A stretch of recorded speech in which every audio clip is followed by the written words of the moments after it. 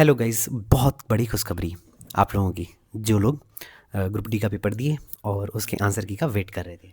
सबसे बड़ी बात ये है कि पेपर ही बहुत दिनों तक चला और आंसर की भी उसकी आज कल परसों में आ गई है। तो बात करते हैं कि कट ऑफ कितनी जाएगी। तो कट ऑफ का क्या सीन है, मैं आपको एक वीडियो में पहले ही बता चुका था कि अप्रॉक्स 75 कट ऑफ जाएगी। और उसके बताने की वजह भी कुछ थी, क्योंकि मैंने खुद भी पेपर दिया था और मैंने एनालाइज़ भी किया था कि पेपर का जो लेवल है वो कैसा है और पेपर का मतलब कहाँ पे जा रहा है पेपर। तो अभी क्या करते हैं कि आप लोगों को एक डाटा दिखाते हैं। आप लोग जानते होंगे कि रैंक मित्रा पे क्या करता है ना, कि वो कोई भी पेपर कंडक्ट होता है तो उसका डाटा रिलीज़ करता है कि बच्चे जाकर के उस पे अपनी आंसर की अपलोड करते हैं और वो उसको एक पीपीटी बना करके दे देता है कि आपका इतना नंबर है, ऐसे ऐसे सीन है। तो रैंक मित्रा ने क्या किया है कि 4,20,000 लोगों का डाटा रिलीज़ किया है। तो आइए एक छोटी सी झलक उस पे उसको देखते हैं, फिर उस पे बात करते हैं और उसको एक्सप्लेन करेंगे कि कैसे क्या क्या चीज़ें होंगी। जैसा कि आप लोग जानते हैं कि मैं भी ग्रुप डी में पोस्टेड हूँ और काम कर रहा हूँ और मैंने भी पेपर दिया है, तो मुझे लगता है कि मैं अच्छे से एक्सप्लेन कर पाऊँगा कि कट ऑफ किस किस रेंज के बीच में रहने वाली है। तो आइए सबसे पहले उस डाटा को आप लोग देखो, फिर हम बात करते हैं। तो ये देखिए भाई लोग, डाटा ये है। ये लेवल 1 जैसा कि आप लोग देख पा रहे हो कि ये लेवल 1 आरआरबी लेवल 1 जो रैंक मित्रा ने अपना डाटा रिलीज़ किया है 4,02,000 लोगों का। तो मार्क्स कैसे हो रहे हैं 95 से ऊपर। जैसा कि आप लोग देखो कि जो 95 से ऊपर है ना, 95 से ऊपर जो हैं वो इतने स्टूडेंट्स हैं। ओके, फिर उसके बाद में बात करें कि 90 से ऊपर कितने हैं, तो 90 से ऊपर इतने स्टूडेंट्स हैं। ओके, आप लोग देख पा रहे होगे 90 से ऊपर इतने इतने बच्चे आ रहे हैं। और फिर अगर बात करें 85 से ऊपर, तो ये देखो इतने बच्चे आ रहे हैं, 489 बच्चे जो हैं वो 85 से ऊपर नंबर हैं। 80 से ऊपर टोटल जो बच्चे हैं वो 4,455 लोग हैं। फिर 75 से ऊपर 18,499 लोग हैं। 18,499 लोग 75 से ऊपर हैं और वैकेंसी कितनी है, 22,000 वैकेंसी है। इसमें बहुत लोगों का भी डाटा। अब बात करते हैं 70 से ऊपर।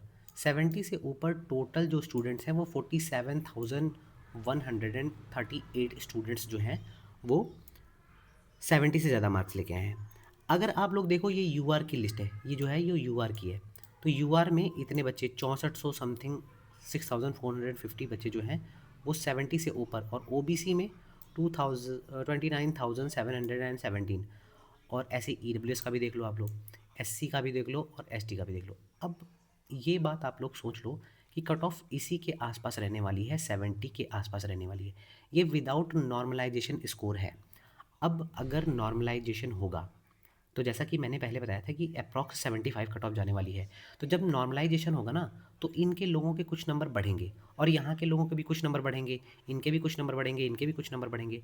तो कट ऑफ कहीं 75 के आसपास ही रहने वाली है। ये डाटा आप लोग देख लीजिए। फिर उसके बाद में आप इस चीज़ को इस पीडीएफ को आप लोग टेलीग्राम से डाउनलोड भी कर सकते हो। और ये शिफ्ट भी बता रहा है कि किस शिफ्ट में किसके टफेस्ट शिफ्ट थी, कौन सी सबसे टफ, कौन सी सबसे आसान शिफ्ट रही। जैसे कि 19 तारीख की जो 19 दिसंबर की शिफ्ट थी वो सबसे टफेस्ट शिफ्ट थी। फिर उसके बाद में आप लोग ऐसे धीरे धीरे देख सकते हो कि कौन सी शिफ्ट कितनी टफ थी, किस में कितना एवरेज मार्क्स जा रहा है, और आप लोग अपना अंदाज़ा लगा सकते हो। फिर उसके बाद अगर हम बात करें ना, तो किस जोन से आपने, जैसे आपने अहमदाबाद से भरा, तो अहमदाबाद जोन में कितने मार्क्स से कितने ऊपर नंबर लोगों का बन रहा है, ये पूरी लिस्ट है आपको टेलीग्राम पे मिल जाएगी। आप रैंक मित्रा पे जा करके, ये रहा रैंक मित्रा, ऐसे डालोगे तो आपको मिल जाएगा वहाँ पे। तो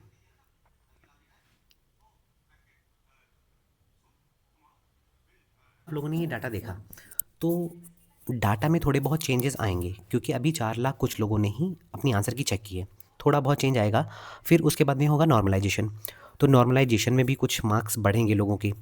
तो आप इतना जान के चलो, अगर आप यूआर कैटेगरी से हो तो 75 अगर आपके नंबर हैं, तो मैं ये आपको रनिंग के लिए, फिजिकल के लिए नहीं बता रहा हूँ, मैं ये बता रहा हूँ फाइनल कट ऑफ के लिए। जो फाइनल कट ऑफ रहेगी उसके बारे में बता रहा हूँ। तो 75 से अगर ऊपर नंबर आपका है तो आपकी बहुत ज़्यादा पॉसिबिलिटी है कि आपका सिलेक्शन हो जाए। नॉर्मलाइजेशन होने के बाद का स्कोर, अभी अगर आपके 70 नंबर के आसपास बन रहे हैं, 71 72, तो नॉर्मलाइजेशन के बाद आपके नंबर बढ़ेंगे। फिर आप लगभग 73 74, किसी के 8 नंबर भी बढ़ सकते हैं, किसी के 5 6 नंबर भी बढ़ सकते हैं। तो फाइनल कट ऑफ अगर बात की जाए तो हर एक जोन की अलग अलग रहेगी। तो अगर मैं दिल्ली जोन की बात करूँ जो चंडीगढ़ से भरा है, तो वहाँ पे 75 से थोड़ा सा 75 से अप प्लस ही मान के चलो। अगर आपका यूआर कैटेगरी से 75 प्लस नंबर है तो आपका हो जाएगा। ऐसे ऐसे ही हर कट ऑफ हर एक जोन की अलग अलग जाएगी। बाकी जो रेड जोन है उसमें 75 प्लस ही मान के चलो, और जिस जोन की कट ऑफ आपको एज्यूम करवानी होगी आप लोग कमेंट में कर सकते हैं। आई विल एक्सप्लेन, बिकॉज मैंने पेपर दिया है तो मुझे पता है कि पेपर कैसा था और कितनी कट ऑफ जा सकती है। गोरखपुर की बात की जाए तो गोरखपुर में भी ऐसे ही 74, 5, 73 फाइनल कट ऑफ बता रहा हूँ मैं। वैसे अगर आपको फिजिकल के लिए पूछें तो 70 के आसपास जिन भाइयों के जितने नंबर हैं तो वो सारे लोग फिजिकल अच्छे से करो, ताकि तुम लोगों का फाइनल सिलेक्शन हो सकता है। बहुत हाई पॉसिबिलिटी है इस चीज़ के लिए। तो और हाँ, आप लोग देख भी पा रहे हो कि अभी रेलवे क्या कर रही है। रेलवे ना फटाफट वैकेंसियाँ निकाल रही है। मतलब अभी अप्रैल में शायद पेपर भी एनटीपीसी के भी होने वाले हैं, उसके बाद +2 लेवल का होगा, उसके बाद फिर से ग्रुप डी के पेपर होंगे जो अभी फॉर्म फिल किए जा रहे हैं। तो ये सब चीज़ें चल रही हैं। तो आप लोग पढ़ाई करते रहो मन लगा करके।